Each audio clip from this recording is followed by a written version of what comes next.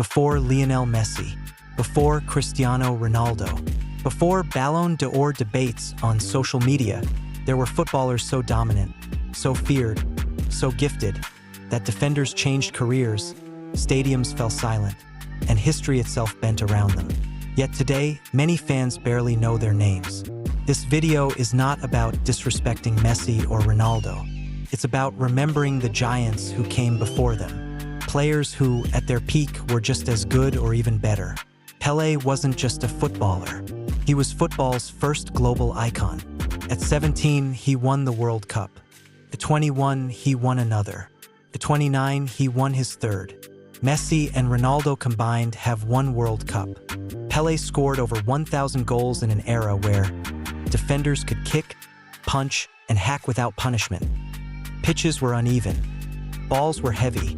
Careers were short. And yet, he dominated. He didn't just win matches, he defined how football should look. If Messi and Ronaldo are kings of an era, Pelé was the foundation of the empire. Diego Maradona didn't need systems. He was the system.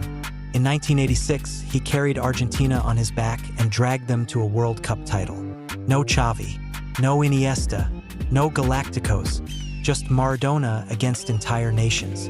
He played on muddy pitches, against defenders who wanted to hurt him, with referees who looked away. Messi perfected football. Maradona fought football and won. That's why, to many, Maradona wasn't just great. He was mythical. Johan Cruyff didn't just play football. He reprogrammed it. Before Cruyff, football was rigid. Players followed orders. After Cruyff, football became fluid, intelligent, beautiful. Total football was born. And here's the truth many fans don't realize. Messi's Barcelona, Pep Guardiola's philosophy, modern positional play, all of it traces back to Cruyff. Messi mastered the system. Cruyff created the system. That's influence beyond statistics. Before Cristiano, there was Ronaldo Nazário. At his peak, no defender on earth could stop him.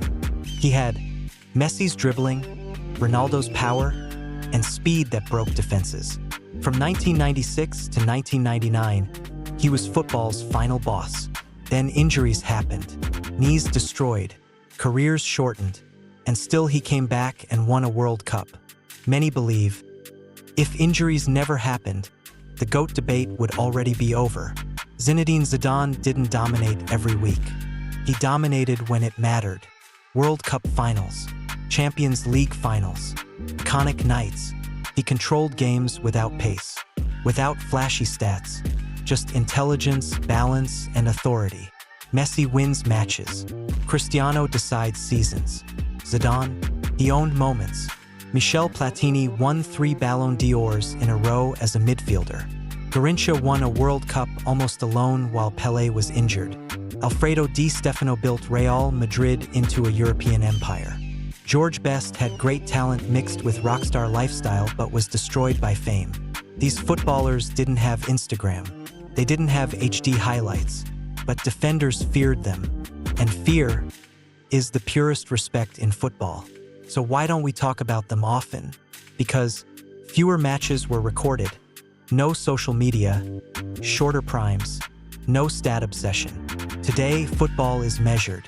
Back then, football was felt. History remembers numbers. Football remembers emotions. So let's be clear, Messi and Ronaldo are phenomenal. They defined modern football, but they didn't invent greatness. They inherited it. So here's the real question. Were Messi and Ronaldo the greatest ever, or just the greatest ever recorded? Comment your pick. Subscribe for more football history.